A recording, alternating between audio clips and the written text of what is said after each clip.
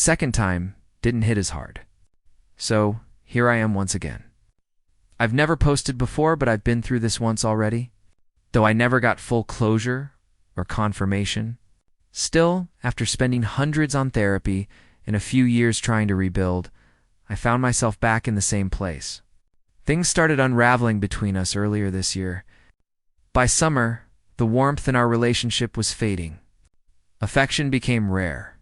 Our connection felt flat. I chalked it up to her possibly going through menopause. It was around that time, and I tried to show patience. I asked if something was wrong, but she never opened up. Slowly, the small gestures disappeared. She stopped reaching for my hand, brushing my hair back, giving me back rubs, kissing me goodnight, curling up against me on the couch or in bed. All of that, the kind of touch that makes me feel loved, was gone. That's always been my love language, something we'd even addressed in therapy before. Whenever I tried to hold her or initiate closeness, she would pull away. So, I stopped pressing. We were still getting along day to day, so I let it slide for a while. Months passed, and I brought up traveling to my home country for Christmas. That's when she casually told me she had booked her vacation time for the week after Christmas. I couldn't understand why. It felt deliberate, like her old controlling streak resurfacing, as if she wanted to sabotage the trip. I hadn't seen my family or friends back home in over 2 years. What did I do to deserve that? I asked her to change her vacation dates. She claimed she couldn't. I suggested she work remotely while we were there, but she dismissed that too. Eventually, she reluctantly agreed to come along, though it was clear she wasn't happy about it. Not long after, we got a last-minute invite to a dinner party. It seemed strange. We'd been left out until just days before. Looking back, I realized she already knew about it, but assumed I'd refuse such short notice. We went anyway. The evening started off fine.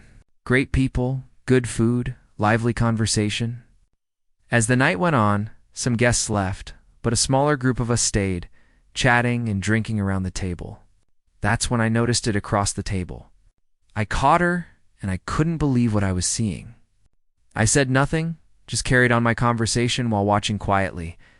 Inside, I felt crushed, but it was different this time. My emotions just shut down completely. Instead of pain, there was only clarity. Suddenly, everything made sense. Earlier in the year, she had been supporting a close friend of hers, one of her more self-absorbed friends whose partner was going through a rough patch. She had been texting this guy constantly, offering him advice, comfort, and attention. Now, sitting at that table, it all clicked into place. Oddly enough, I felt relieved. If they were bold enough to act like that while I was sitting right there sober, what did they do when I wasn't around? He touched her back, leaned close, completely wrapped up in her. Meanwhile, she seemed completely comfortable with it.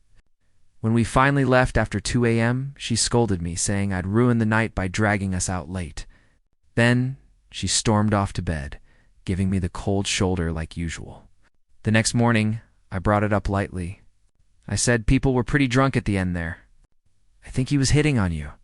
She brushed it off immediately. No, he wasn't. I pressed just a little, saying, well, at one point he was rubbing your back. She just looked at me. Not with guilt, not even disappointment, but with a kind of blank denial. I let the silence hang for 10 seconds before moving the conversation along. That was all the confirmation I needed to make up my mind. She didn't bring it up again. A few days later, she casually mentioned she had bumped into him in town. Apparently, while he was out on a date with another woman, she claimed he asked her not to tell anyone. And with that, everything fell into place. I didn't need any more proof. The choice was already made in my head, but I kept quiet because there wasn't much left to say. D-Day was coming soon, and I no longer felt the need to hold together something that had already collapsed. The first time around, I had no proof. Only disrespect, lies, and endless gaslighting from her. Still, I tried again because I was dependent, because I wanted to believe things could be repaired. For a while, we actually made progress. Almost a year and a half of rebuilding before things began to crumble once more. This time, though, it's different. I've gained the clarity, awareness, and self-respect I didn't have before. I'm not angry anymore. What I feel instead is relief. Relief that my instincts were right, that I'm not broken the way she made me believe.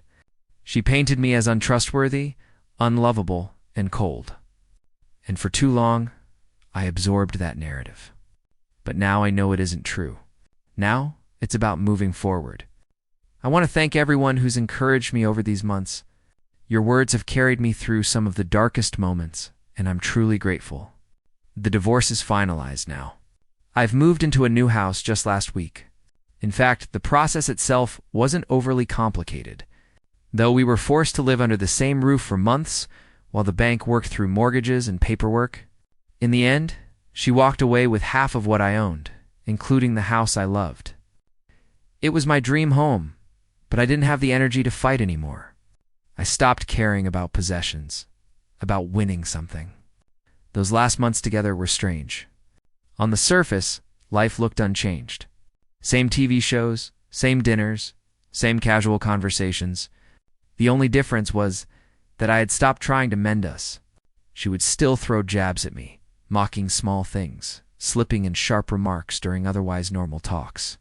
But instead of hurting, it only reassured me that I was doing the right thing by leaving. Before the move was final, I called my in-laws. I wanted to make things right with them, to apologize for how everything had ended. They didn't know the details, but were kind and supportive. They thanked me for the years I'd been part of their family and told me they wanted to keep in touch despite the separation. That meant more to me than I can say.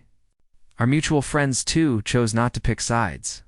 They simply supported me quietly, which has been a blessing. When I returned for the last of my belongings and handed over the keys, she looked at me almost as if I were a stranger. Maybe she believed she got the better financial deal, but I walked away content. I took what I truly needed and left the rest behind. After moving, I gave myself a few quiet days away from work to reflect, to breathe. I cried a couple of times, but not as much as I expected.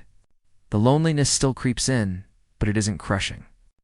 I'm not looking to date or fill the gap with distractions. Right now, the focus is on myself, my healing, my growth. I've scheduled months of therapy ahead because I want to rebuild properly this time from the inside out. Oddly enough, the agony I went through last summer turned out to be a hidden blessing. Back then, I processed a great deal of grief. So now, the pain, while still present, doesn't hit as hard. The waves come, but they're gentler than before. Our toddler is slowly adapting to the changes, and that's what matters most to me. As for my ex, I genuinely hope she finds her own peace someday. This chapter is closed for me.